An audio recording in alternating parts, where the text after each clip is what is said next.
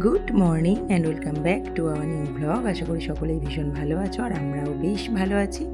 সূর্যদেব তো অনেকক্ষণ আগেই উঠে গেছে আর আমরাও মোটামুটি বাড়ি থেকে বেরিয়ে পড়েছি 6:30 নাগাদ। তো এখন আমরা এই যে রাস্তায় আছি। তো এবারে আমাদের ডেস্টিনেশন হচ্ছে শান্তিনিকেতন। তো সেই উদ্দেশ্যেই সকলে মিলে বেরিয়ে পড়েছি। এবারের এই ট্রিপে আমরা বেশ অনেকজন আছি। তো এখন আমরা এখানে মোটামুটি এই যে আমাদের গাড়িতে দেখতে পাচ্ছ দেবকে, আমি মিস্টার ঘোষ, আর এদিকে এই যে অফসার ভাই অ্যান্ড পাপ্পু ভাইয়া, আর ব্রত তো আছেই। শুধুমাত্র এই কয়েকজনই নয়, আরও অনেকে আছে।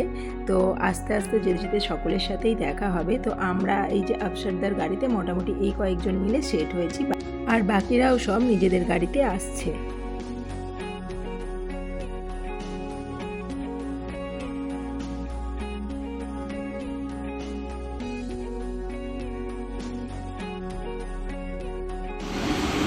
তো এখন সময় 7:30। আমরা স্টপ করেছি ডানকুনিতে। তো এখানে সবাই মিলে এসে মিট হবো। আমরা তো একটা গাড়ি এসে দাঁড়িয়েছি 5 জনে, উইথ ব্রতকে নিয়ে 6 জন। তো বাকি আরও অনেকে আসছে। তো আমরা সকলে মিলে এখানে একসঙ্গে হয়ে তারপর সবাই মিলে মানে গাড়ি হয়তো 4টে হবে, তো 4টে গাড়ি একসঙ্গে বেরোবো এখান থেকে। তো এখন আমরা এখানে দাঁড়িয়েছি যখন ডানকুনিতে, সবাই একটু গিয়ে চাটা খাবো, দেন তারপরে আবার সকলের সাথে একসঙ্গে হয়ে মিট করে আমরা এগোবো। আমরাই সকলের আগে ডানকুনি পৌঁছেছিলাম। তো বাকিরা এখানে সকলেই চা নিচ্ছে, সকালের চাটা যারা বাড়ি থেকে খেয়ে আসেনি। আমি যেহেতু আগে বাড়ি থেকেই খেয়ে বেরিয়েছি চা, সো আমি আর নিইনি। আর বাকিদের আসতে বেশ কিছুটা সময় লাগছিল। তো সেই ফাঁকে আমি বেশ কতগুলো গাড়ি কাউন্ট করে নিলাম। এই হচ্ছে আমাদের গোটা গ্রুপটা। এখানে মোটামুটি সবাই আছে, সকলেই মিস্টার ঘোষের কালিগ এবং বেশিরভাগই সব আমার পরিচিত, কেন কি আমি আগেও ওদের সঙ্গে ট্রিপে গেছিলাম। তো সেই কারণেই আর কি সকলকেই মোটামুটিভাবে চিনি। আর এখন এই যে দেখো সবাই যখন একসঙ্গে হয়েই গেছে, তো আর লেট না করে সকলের যাত্রা শুরু করলাম। দেখে নাও, এই আঙ্কেলটাই ছিল তো, দেখে নিয়েছো?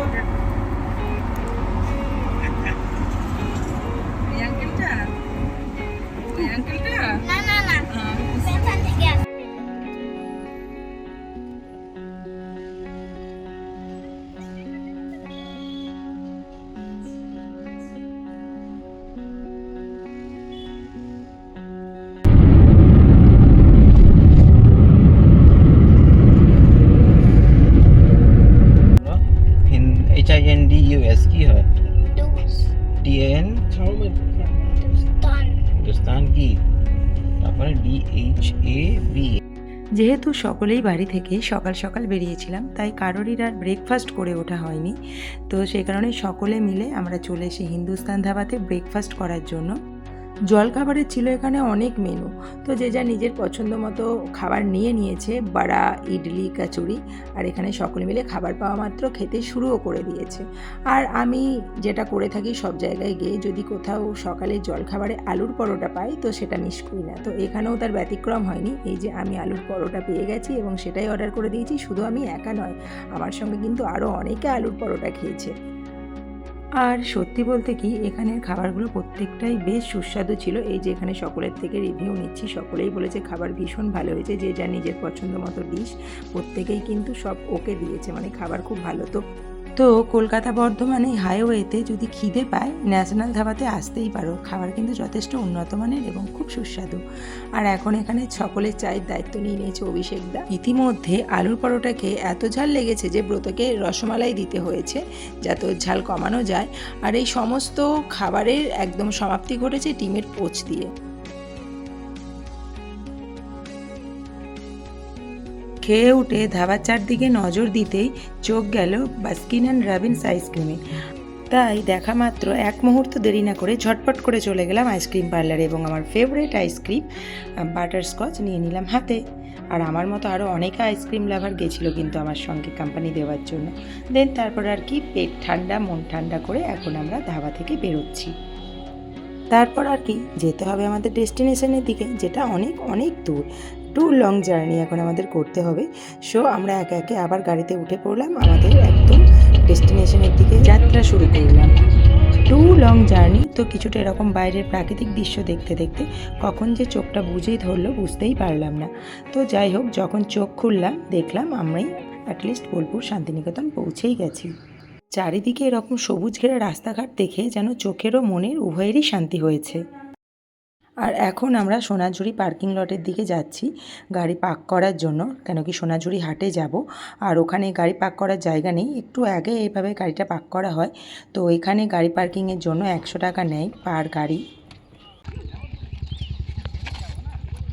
1:45 বাজে আর আমরা সোনাঝুরি মানে শান্তিনিকেতন তো পৌঁছেই গেছি, কিন্তু একেবারে রিসোর্টে বা হোটেলে না গিয়ে আমরা যেহেতু ব্রেকফাস্ট ভালো মতো করে নিয়েছি, সেই কারণে ঠিক করলাম কি যে আমরা একেবারে সোনাঝুরি হাটে যাব। কিন্তু এখনও সবাই আসেনি, আমরাই এই একটা গাড়ি যারা ছিলাম তারা নেমেছি। তো ওয়েট করব সবাই এলে একসঙ্গে সোনাঝুরি হাটে যাব, দেন তারপরে ওখানেই লাঞ্চ করে আমরা একেবারে হোটেল যাব। আর এই যে শুরু হয়ে গেছে সোনাঝুরি হাট। প্রথম থেকেই খুব এক্সাইটেড ছিলাম সোনাঝুরি হাট দেখার জন্য, কেন কি অনেক শুনেছি, অনেক ভিডিওও দেখেছি যে সোনাঝুরি হাটে মানে প্রচুর জিনিস পাওয়া যায়। তো যাই হোক, সেটা এখন চোখের সামনে দেখতে পাচ্ছি। অনেকে হয়তো অনেকবার শান্তিনিকেতন গেছে, তো কারোর 2বার, কারোর 4বার, কারো তার থেকেও বেশি, কিন্তু আমার এই ফার্স্ট টাইম। সো আমার তো ভীষণ ভালো লাগছে, মানে সত্যি বলতে চারিদিকটা দেখে আমার চোখ ধাঁধিয়ে যাচ্ছিলো, মানে কোন দিকে তাকাবো আর কোন দিকে তাকাবো না সেটা বুঝতে পারছিলাম না, এত জিনিসের সম্ভার এখানে। বলে রাখি, পার্কিং লট থেকে কিন্তু সোনাঝুরি হাটের ডিস্টেন্স খুব বেশি না। অনেক টোটো কিন্তু পার্কিং লটে দাঁড়িয়ে থাকে সোনাঝুরি হাটে নিয়ে আসার জন্য, কিন্তু হেঁটে ম্যাক্সিমাম 3 থেকে 5 মিনিট সোনাঝুরি হাটে পৌঁছে যাবে পার্কিং লট থেকে। চারিদিকে চোখ বোলাতে বোলাতে এই যে সাঁওতালি নাচ দেখতে পাচ্ছ, এখানে এসে আমার ক্যামেরাটা থেমে গেল। তো অনেক দিনকার ইচ্ছা ছিল ওদের সাথে সাঁওতালি নাচ করার, তো আজকে আর করছি না, কেন কি অনেকটা জার্নি করে এসেছি। আর কালকের দিনটা আমরা এখানেই স্টে করছি, তো কালকে গোটা দিনটা পাওয়া যাবে, রিল্যাক্স করে সব কিছু করা যাবে। তো আজকে একটু হাটের চারিদিকে সুন্দর সুন্দর জিনিসগুলোর দিকে চোখ বুলিয়ে নিচ্ছি আর নিজের জন্য কিছু জিনিস দেখছি এখানে। তবে অবশ্যই এখানে কিন্তু জিনিস কিনলে ওরা যা দাম বলবে সেখান থেকে বার্গেনিং করতেই হয়, মানে দাম দর করতেই হয়, তারপরেই কিন্তু জিনিস নেবে, কেন কি ওরা অনেকটা বাড়িয়ে দাম বলে। আর একটা জিনিসও ওদের থেকেই জানতে পারলাম যে শনি রবিবারে জিনিসের দাম তুলনামূলক একটু বেশি অন্যান্য দিনের তুলনায়। আর এই হাটের মাঝে যে শুধু জিনিসপত্র কিনতে পাওয়া যায় সেটাই নয়, এখানে কিন্তু ভালো সুস্বাদু খাবারও মেলে। এই যে দেখতে পাচ্ছ শকুন্তলা, একটা আদিবাসী প্যাটার্নের হোটেল তৈরি করা হয়েছে।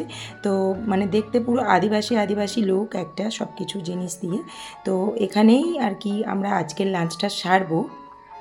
এখানে লাঞ্চ করবো বলে কিন্তু সোজা হোটেলে উঠে যেতে পারবে না, এরকম লাইন দিয়ে কাউন্টারের সামনে কুপন নিতে হবে যে কী কী খাবার নেব সেটার অর্ডার দিয়ে কুপন নিয়ে তারপরেই কিন্তু এরকম ভিতরে বসা যাবে। এবং ভিতরে গিয়ে ঢুকে দেখি পুরো হোটেলটা পুরো বুক। আমরা গিয়ে বেশ কিছুক্ষণ দাঁড়িয়েছিলাম, তারপরে আমরা সিট পেয়েছি। তো এই হচ্ছে পুরো চারিদিকে আদিবাসী হোটেলের ভিউ, শকুন্তলার মানে ভিউ, শকুন্তলা হোটেলের ভিউ। বেশ সুন্দর লাগছিল দেখতে, একটা অন্যরকম ফিল ব্যাপারটা। আর এই যে দেখো হোটেলের মধ্যে থেকেও এখানে দূরে এই যে সোনাঝুরি হাট পুরো দেখা যাচ্ছে। এখানে খাবারের এতটাই ডিমান্ড, অনেকক্ষণ দাঁড়ানোর পরে টেবিল যদিও পেয়েছি, তো এসে শুনলাম খাবার শেষ। তো আমরা মোটামুটি পুরো এখানে উঠে 30 মিনিট মতো ওয়েট করে তারপর খাবার পেয়েছি। তো সবুর করার ফল কিন্তু বেশ খুব ভালো ছিল, এত সুন্দর থালা সাজিয়ে গরম ভাতের উপর ঘি, তারপরে শুক্তো, আলু পোস্ত, ডাল, চাটনি, পায়েস, ভাজা, পাঁপড়, লেবু, তার সঙ্গে আমরা সাইড ডিশে নিয়েছিলাম এরকম চিকেন আর ফিশ। তো সব মিলেমিশে খাবার ভীষণ সুস্বাদু। এখানে মানে যত ইচ্ছা খাবার এক্সট্রা নেওয়া যায়, মানে ভাত উইথ সবজি, আর ডিশটা আলাদা করে নিতে হয়। তো এই যে আমরা একদম পেট ভরে খাবার খেয়ে এখন আবার বেরিয়ে এখানে বাউল গান শুনতে শুরু করেছি।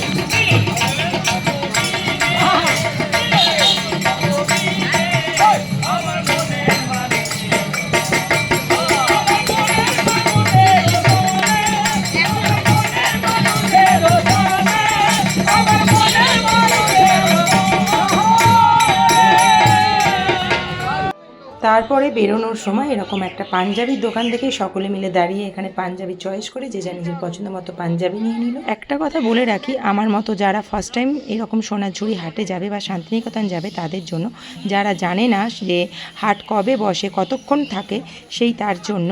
তো এই সোনাঝুরি হাট অনলি বুধবার বন্ধ থাকে, আর সকাল 11টা থেকে যতক্ষণ সূর্যের আলো থাকে হাট ততক্ষণ থাকে। তো এখন আমরা সোনাঝুরি হাট থেকে বেরিয়ে একেবারে চলে এসেছি আমাদের রিসর্টে, ইউনিক শান্তিনিকেতনে। এরা দুজন আগেই চলে এসছে, কেন কি এরা সোনাঝুরি হাটে যায়নি, তো এরাই একবারে পথ দেখিয়ে নিয়ে যাচ্ছে কোথায় গাড়ি পার্কিং হবে। আর এই হচ্ছে আমাদের রিসর্ট ইউনিক শান্তিনিকেতন, যেখানে আমাদের থাকার জন্য ব্যবস্থা করা হয়েছে। সো চলো একবারে এই হোটেল বা রিসর্টের বাইরের ভিউ অ্যান্ড রুম ভিউ পরপর আমি দিতে থাকি, সকলের সঙ্গে শেয়ার করছি। যদি কারোর ভালো লাগে তো এখানে অবশ্যই আসতে পারো। তো এইটা হচ্ছে পুরো বাইরের সাইড, যেখানে এরকম সুন্দর একটা গার্ডেন এরিয়া আছে ছোট বাচ্চাদের জন্য, পার্ক মতো ছোট বাচ্চাদের জন্য করা আছে। আর এই যে একটা বড় বিল্ডিং দেখছো, ওখানেই সমস্ত রুমগুলো আছে, সঙ্গে একটা আছে সুইমিং পুল, বসার জায়গা, বেশ সুন্দর, মানে মোটামুটি খুব ভালো একটা জায়গা। আমার সঙ্গে যেহেতু বাচ্চা আছে তো এই রকম জায়গায় চুজ করি যেখানে বাচ্চারা গিয়ে একটু খেলতে পারে। আর এখানে বাচ্চাদের খেলার জন্য কয়েকটা কম্পোনেন্টও দেওয়া আছে, যাতে বাচ্চারা নিজেদের মতো সুইমিং করতে পারে, স্লাইড করতে পারে, ইত্যাদি ইত্যাদি। সো এখন আমরা একদম টায়ার্ড হয়ে বিধ্বস্ত হয়ে চলে যাচ্ছি একদম রুমের দিকে। এখানে আরেকটা কথা বলে রাখি, এখানে কিন্তু কোনো রকম লিফট নেই, পুরোটাই এরকম সিঁড়ি দিয়ে নিজেকে কসরত করে উঠতে হবে। আর 3 তলা বিল্ডিং পুরোটা, তো first floor and second floor আর হচ্ছে গ্রাউন্ড ফ্লোর। সো আমাদের ছিল সেকেন্ড ফ্লোরে, তো আমরা 2টো সিঁড়ি কভার করে এই যে আপাতত আমাদের একদম রুমের সামনে এসে পৌঁছালাম। এখানেও দেখলাম সেই বিশেষ বৈশিষ্ট্য যেটা বগুড়ানে গিয়ে দেখেছিলাম। তো এখানেও প্রত্যেকটা রুমের একটা করে নাম আছে। আমাদের রুমটা হচ্ছে গীতাঞ্জলি, রুম নাম্বার 30। যেহেতু সকাল 6টায় বেরিয়েছিলাম তো রুমে ঢুকেই রুম ট্যুর করিনি, প্রথমে ঢুকে একটু রেস্ট নিয়ে ফ্রেশ হয়ে তারপর রুম ট্যুর দিচ্ছি। এটা একটা লেফট সাইডে রয়েছে ড্রেসিং এরিয়া, আর দরজা খুলেই অপোজিটে এরকম একটা বাথরুমটা বেশ বড়, হিউজ এরিয়া পুরো বাথরুমটা, মানে এখানে একটা সুইমিং পুল করলেও করা যেত ছোটোখাটো, এতটাই বড় বাথরুম।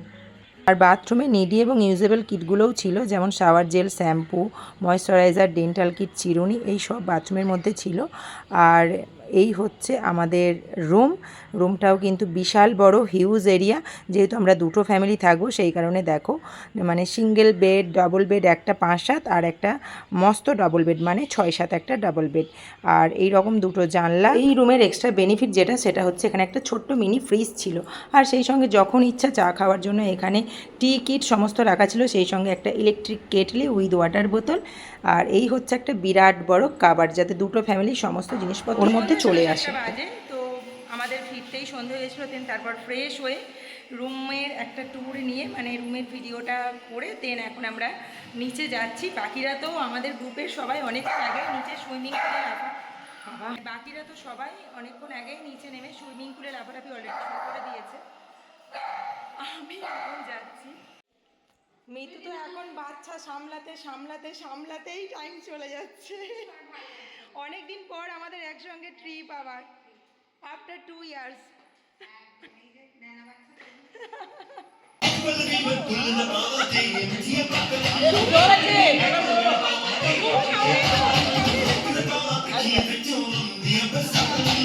আর এই হচ্ছে ইভিনিং এর অ্যাটমসফিয়ার ইন আওয়ার হোটেল।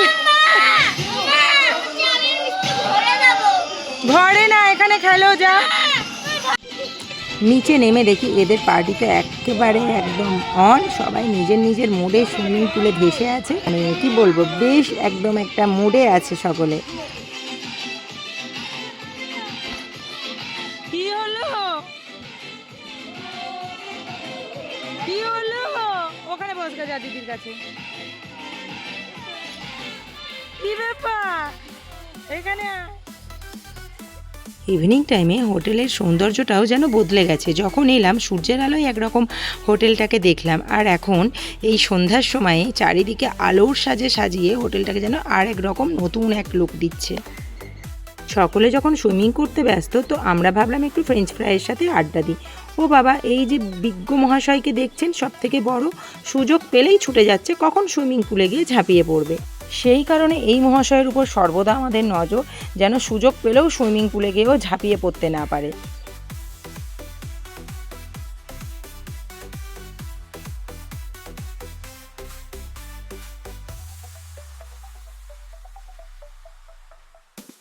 যে যা নিজের মতো করে ইভিনিংটা স্পেন্ড করলাম, বাচ্চারা নিজেদের মতো, আমরাও নিজেদের মতো সুইমিং করতে করতে চিকুর সাথে বেশ আড্ডা দিলাম। আর তারপরেই চলে গেলাম বাউল গানের আসরে।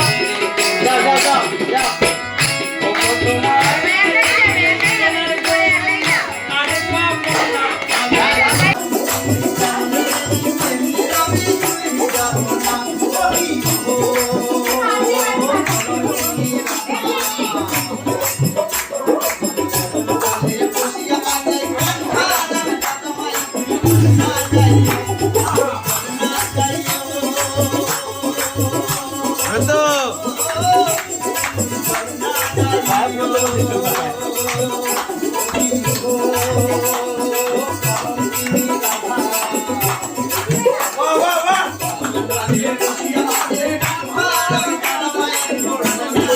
বাড়ার সাথে সাথে চলে এলাম ডাইনিং হলে ডিনারের জন্য। এই হচ্ছে এখানকার ডাইনিং রুম। আর আমরা আজকে ডিনারে নিয়েছিলাম রাইস, 2 বাচ্চার জন্য বাটার চিকেন আর 2 মায়ের জন্য কড়াই চিকেন। বাচ্চা থাকলে মায়েদের দায়িত্ব যেন একটু বেড়েই যায়, সেই কারণে আমরা বাচ্চাদেরকে নিয়ে মায়েরা চলে এসেছি খেতে। খুব সুন্দর একটা মুহূর্ত কাটাচ্ছি। সো আজকের এই ব্লগটা এখানেই এন্ড করছি। আজকের মতো এখানেই tata, bye bye and good night.